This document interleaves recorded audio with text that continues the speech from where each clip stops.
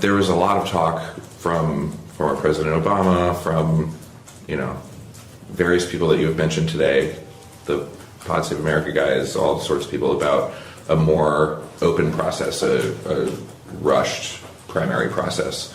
My not being an expert in DNC internal workings, my understanding is that would have been rather difficult. Is that yours as well?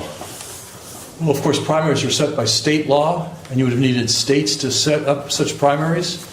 And many of the state legislatures were controlled by Republicans, and it wasn't clear to me that Republican legislatures were going to create and fund additional primaries. We had run a primary process. President Biden had won the primaries on the Democratic side, and the idea of going to states and asking them to spend public funds to set up an additional primary in August, who would show up, not clear, struck me as more kind of political theater than actual reality of how this worked.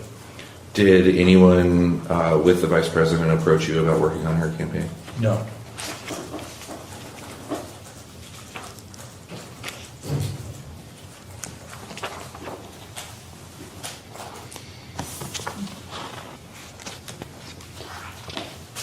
I want to introduce, as Exhibit 6,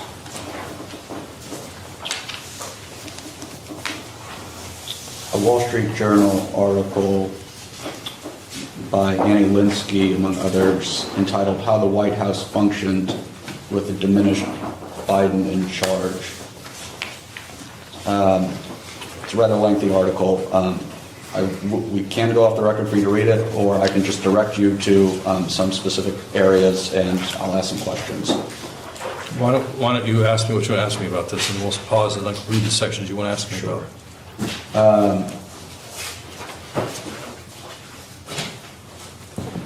On page 3, I'm going to read the second paragraph from the bottom. It's under the subheading called Good Days and Bad Days. I'll read from the article. Biden, now 82, has long operated with a tight-knit inner circle of advisors. The protective culture inside the White House was intensified because Biden started his presidency at the height of the COVID pandemic. His staff took great care to prevent him from catching the virus by limiting in-person interactions with him. But the shell constructed for the pandemic was never fully taken down, and his advanced age hardened it. Did I read that correctly? Yes, you did. Do you agree with that report? I do not. You have worked in 3 White Houses? Yes, I have. Do you agree that President Biden was staffed more closely and by a smaller group of people, trusted people, than either President Clinton or President Obama? No, I do not agree with that. That was not my observation or my experience. Have you ever heard the term Politburo to refer to a small group of advisors? I did not hear it while I worked at the White House, but I've certainly read it in in accounts of some of these books that have come out now. And you've probably read that Politburo was seen to have consisted of Bruce Reed, Steve Ricchetti, and Mike Donilon. Is that correct? I've read press accounts to that effect, yes. Have you heard other shorthand to refer to, recognizing that you have not heard Politburo, have you heard other shorthands to refer to that group of people? No. Or maybe 1 or 2 others? No. You never heard the term gray hairs referred to a certain group of people? Not that I recall, no. You never heard the term poobahs to refer to a certain group of people? Kubas, no.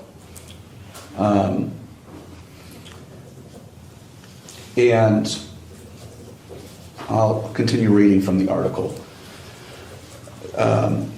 The structure was designed to prevent Biden, an undisciplined public speaker throughout his half-century political career, from making gaffes or missteps that could damage his image, create political headaches, or upset the world order. Did I read that correctly? Yes, you did. You missed one word, but it's not consequential. I'm sorry. That's embarrassing. You disagree with that reporting? I disagree that there's some structure that restricted people's access to the president. least during the 2 years I was there as chief of staff. Do you concede that Annie Tomasini, Anthony Bernal, Ashley Williams created a sort of cocoon around the president? I do disagree with that, yes.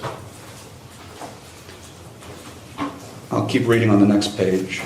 The system put Biden at an unusual remove from cabinet secretaries, the chairs of congressional committees, and other high-ranking officials. It also insulated them from the scrutiny of the American public. I find that internally inconsistent with the earlier paragraph in the article, right under good days and bad days. It says the president's slide has been hard to overlook. So if it's been hard to overlook, she must, whatever she thinks about all this, must have been transparent to the public. Do you concede that? Do you agree that that the president had good days and bad days? I'm not sure what that means, but I think the president, as I said, the president, as far as I know, was mentally acute to govern at all times. And I also disagree the president had an unusual remove from cabinet secretaries. I don't think there's a president in history who's met with his defense secretary as much as President Biden met with Secretary Austin. But there are other members of the cabinet, correct? There are other members of the cabinet. Do you know if other members of the cabinet ever expressed frustration at not being able to see the president or not? I'm sure they did. I don't recall specifically, but cabinet members always complain they don't have enough access to the president. Every White House I've ever worked in, that's been a complaint of the Secretary of the Interior, or the Secretary of whatever, that don't get to see the president enough. Do you know if other cabinet members have spoken to the media about their lack of ability to contact the president, specifically Mr. Tapper and Mr. Thompson, or any of the other authors of the books that we've been talking about? I'm not aware of any such communications, but I haven't read the books. But again, every White House I've been in, the cabinet secretaries feel like they don't have enough access to the president. I'll go to page 5 of this article, the next page. If the president was having an off day, meetings could be scrapped altogether. On one occasion, in the spring of 2021, a national security official explained to another aide why a meeting needed to be rescheduled. Quote, "He has good days and bad days, and today was a bad day, so we're going to address this tomorrow," end quote, the former aide recalled the official saying.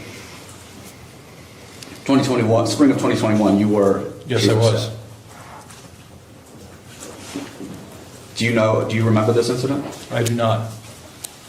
Is it your testimony today that meetings were not scrapped because the president was having a bad day? A meeting might have been scrapped because the president had a highly negative reaction to the proposed recommendation coming in on the meeting. So I can imagine, a meeting where the proposal from the relevant cabinet agency was let's do X, and the president read the memo in advance and said this is ridiculous and this is wrong, and so I said, well, we don't want the cabinet official to get yelled at, so let's do this meeting another day when he's not in a yelling mood. But I think temperament's different than acuity, of course. Did you notice a change in the president's temperament over the time that you've known him? He became more subdued as he got older and less inclined to snap at people.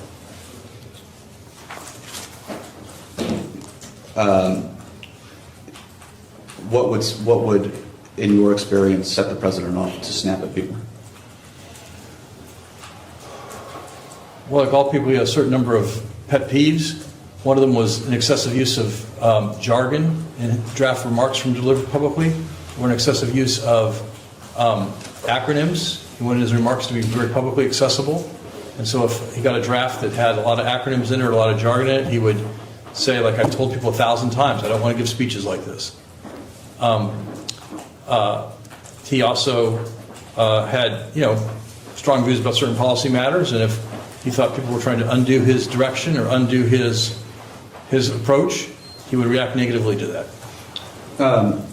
Stepping back, I asked you a few hours ago if, when you arrived at Camp David, you thought that President Biden was out of it because he was being insulated by his staff, and you said no. I'm just struck because everybody, or it seems to me that the reporting is